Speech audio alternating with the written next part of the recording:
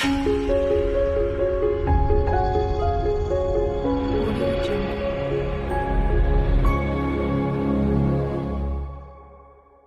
GPL 투자의 안전성을 여러분에게 설명을 드려보면은, 자, 첫째는 안전성이 뭐냐면, 자, 기업은행에 여기 원리금 상환 중이라고 써 있어요. 자, 기업은행이 원금과 이자가 상환이 된다라는 거예요. 저도 지금 제가 살고 있는 아파트를 주택금융공사에서 대출을 받았는데 매달 원금이 87만 원씩 상환이 돼요. 그러면 10달이면 870만 원이 상환이 되네요. 자, 이 기업은행이 매달 870만 원씩 10개월에 상환이 되면은 이 후순위가 안전하겠죠. 1순위가 원금이 상환되니까. 자, 첫 번째 안전성이에요. 선순위가 원리금 상환 중이다. 자, 이 얘기는 뭐냐면 우리나라 가계부채가 너무 많아요. 정부에서 방법을 생각한 게 은행에 지침을 하나 냈어요. 야, 대출을 해줬을 때 원금과 이자를 상환시켜라. 그럼 정부에서는 가계부채가 줄어드니까 좋고, 우리 같은 경우는 이 은행에서도 원금을 회수해서 또 다른 안전한 투자를 할 수 있으니까 좋은 거죠.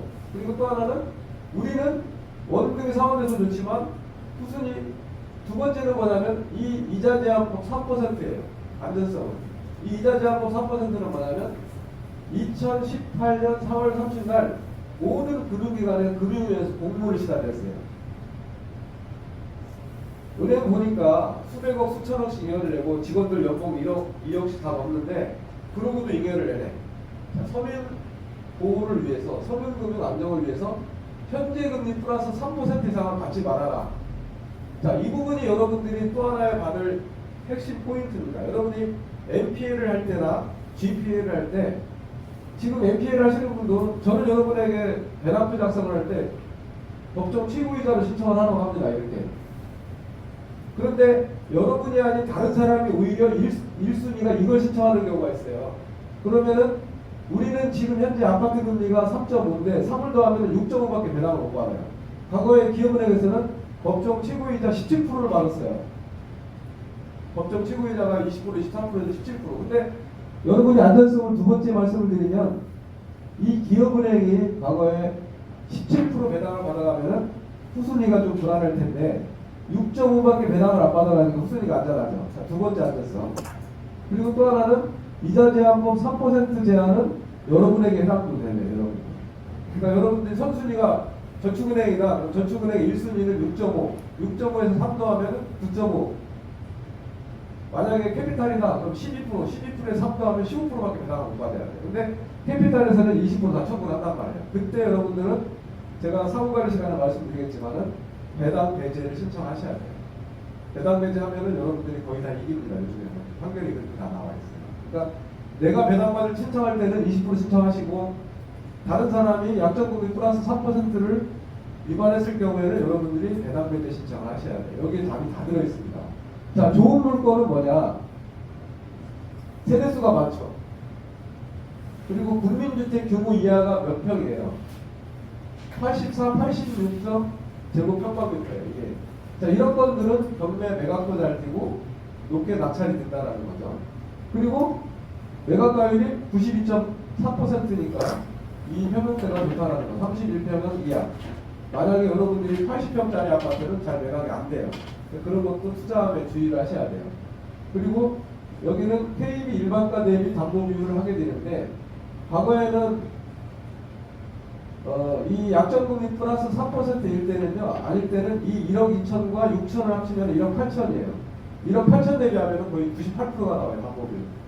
전에는 이렇게 해서 80%를 했어요. 약정금리 플러스 3%가 없을 때 제가 한 5년 전, 4, 5년 전에는요, 이 담보 비율을 잔액으로 하지 않고 채권 취부액으로 80%를 받았어요. 왜냐하면 이 당시에 약정금리 플러스 한 번씩 없었으니까. 하지만 지금은 낙찰 예상과 예상 배당표를 작성해서 이렇게 받고 있고, 여러분들이 여기서 월 60만 원을 받지만 이 사람이 두 달 이자가 안 들어오면 법정 취부이자 20%를 받는다.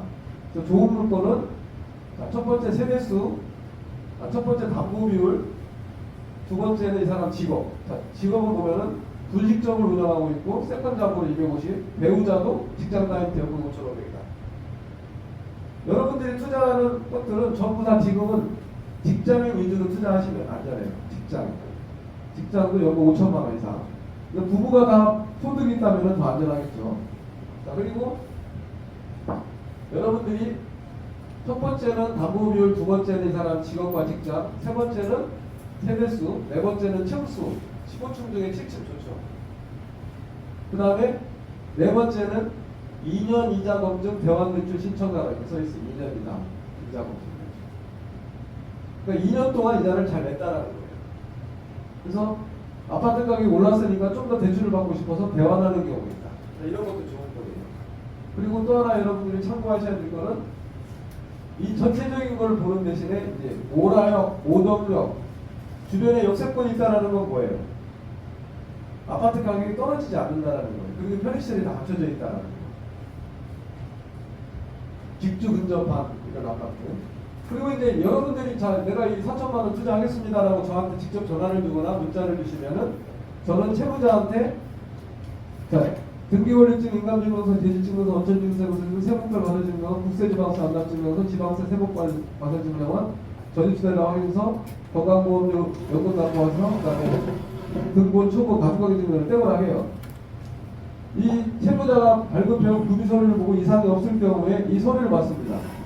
개인인 경우에 근도 수입된 작성서, 대구인 경우 대구원의 후신 작성서, 전입세대 확인서, 설정계약서, 대입변제 신청서, 대입변제 동의서, 대입 신용정 관련 근저당 설정계약서 다 받아요. 자, 그리고 이 내용을 사진 찍어서 여러분에게 보내줍니다. 그리고 법무사님이 접수번호가 나올 때 여러분은 법무사님 통장으로 돈을 보내면 돼요. 왜냐하면 채무자한테 지급이익장을 받아놨기 때문에 법무사님이 선순위 대환하고 설정 비용 빼고 나머지 채무자한테 보낸다는 거기 때문에 여러분들은 법무사님 통장으로 보내야 돼요. 자, 이 내용을 사진 찍어 보내주고 접수증명원이 나올 때 법무사님 통장에 입금을 하면 되고 나중에 이 들어오는 돈에 대해서 매달 한 달에 한 번씩 이자를 받으면 되고요. 이 들어오는 서류들이 설정 후 등기부등본과 설정계약서가 설정계약을 접수시키면 등기관이 오늘 바로 처리하는 건 아니죠.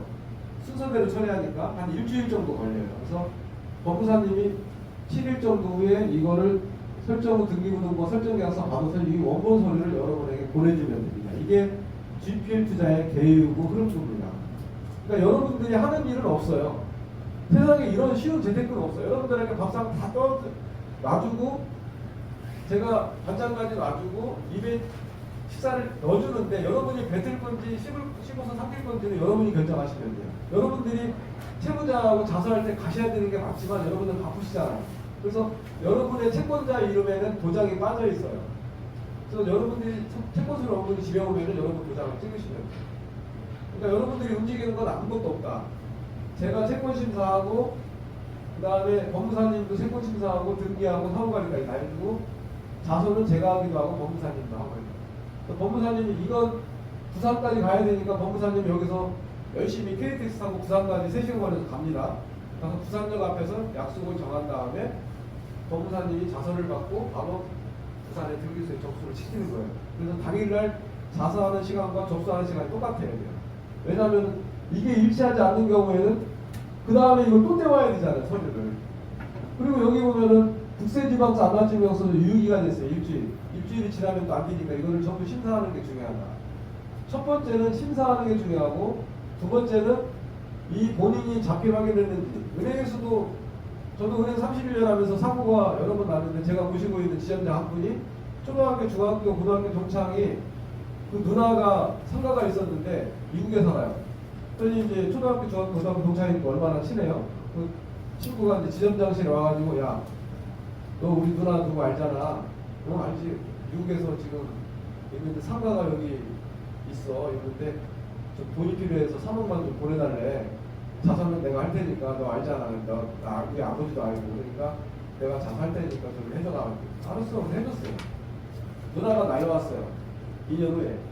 깜짝 놀라는 거예요. 내가 자산을 안 했는데 누가 대출을 받았냐.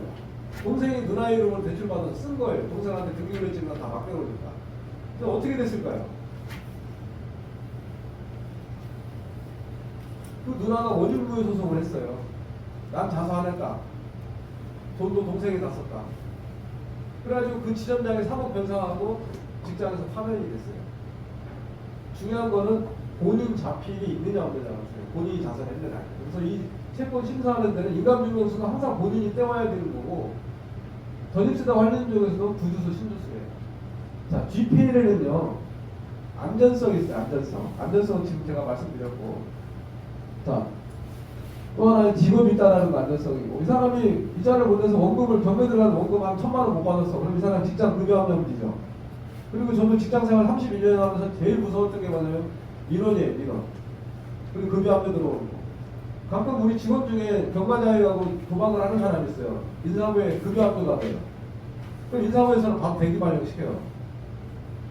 그러니까 여러분들은 왜 이 얘기를 하냐면은 직장 다니는 사람 위주로 투자하면 안 되나다라는 거. 이자가 안 들어온다서 경매 안 들고 급여합류 먼저 할게요. 밤이자 다 들어오고. 직장인들은 이자가 매달에 꼬박꼬박 들어오잖아요. 사업하시는 분들 이번 달에 1,000만 원 수입이 있는데 그 다음에 500만 원 수입 들쭉날쭉한데, 직장인은 매달 이자가 소득이 일정하다는 거예요. 그래서 직장인 위주로 투자하시고, 그 다음에 담보 비율도 있지만, 세 번째, 자, GPL 투자에는 안전성, 자, 수익성은 뭐 이 정도니까 엄청나지만, 여러분들이 이거 위에 유동화물 시킬 때 70%, 80%예요. 그것도 이따 보여드릴게요. 자, 수익성. 자, 환금성은 뭐냐면 유동성이라고 하는데, 여러분들이 4천만 원을 빼고 싶어, 갑자기. 아들 결혼하는데 결혼비가 없어서. 그러면은 이 6천만 원의 근저당 설정 계약서를 여러분 또는 저 아니면 다른 채권자들이 이 근저당권을 이전을 해가면서 채권 취고액의 0.6%, 36만 원만 드리면은, 55만 원 정도만 드리면은 이 근저당권을 이전해가면서 여러분들이 돈을 뺄 수가 있다는 거, 환금성. 자, 다시 한번 말씀드리면 4천만 원을 투자했는데 갑자기 빼고 싶어. 그러면은 다른 사람들에게 이 근저당 채권을 이전시키면서 돈을 뺄 수가 있다는 거예요. 자, 이때는 수수료가 1%예요. 사후관리 수수료 1%. 여기는 보통 수수료가 3% 또는 3.5인데, 자, 그 부분이고. 자, 그 다음에 유동화 순환투자는 이 6천만 원의 근저당을 담보로 잡고 근저당권 질권 대출을 받아서 3,600을 대출받아서 또 투자하는 거예요. 자, 안전성, 수익성, 환금성, 유동화 순환투자. 유동화라는 거는 이 기초자산 근저당의 6천만 원을 통해 새로운 파생 상품을 만들어서 투자하는 게 유동화예요. 자, 안전성, 수익성, 환금성, 유동화 순환투자. 여기 보면은 대입변제 신청서, 대입변제 동의서라고 있네요. 다섯 번째는 여러분들이 4천만 원을 대출하고 6천만 원 설정했는데 이 기업은행에서 경매가 들어가면은 법정 대입변제 지위에서 1순위를 대입변제라고 이 기업은행 채권을 나한테 근저당권 이전을 하면서 여러분들은 17% 청구를 해요.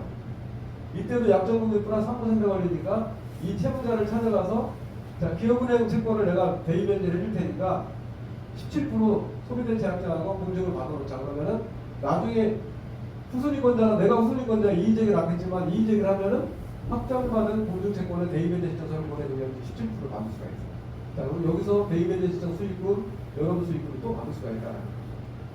대입변제에는 임의 대입변제가 있고 법정 대입변제가 있는데, 법정 대입변제에서는 이해관계인입니다. 여러분들 이해관계에는 채무자의 동의가 없어야 돼요.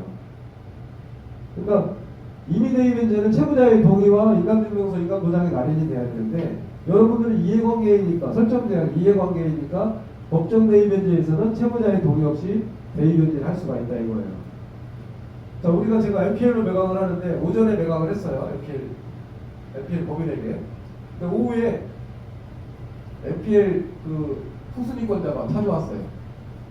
나한테 통보도 없이 왜 MPL 채권을 팔았어? 그래가지고 내가 법정 대입변제 지위에 있는 이해관계인인데 왜 나한테 허락도 없이 팔았어? 당신들 금융위원회 뭐 민원 낼 거야. 이래가지고 담당자가 MPL 법인에게 전화를 해서, 아, 우리가 지금 MPL을 잘못 팔았습니다. 빨리 다시 취소하게 가져오세요. 이래가지고 그 사람한테 넘긴 경우가 있어요. 법정 대입변제 지위가 상당히 크다라는 거예요. 은행 직원들은 임의 대입가 뭔지 법정 대입가 뭔지도 잘 모르는 사람들이 많아요.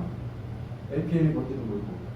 자, 유동화 순환투자라고 하는데 이 기초자산을 통해 새로운 파생 상품을 만들어내는 게 유동화, 질권대출,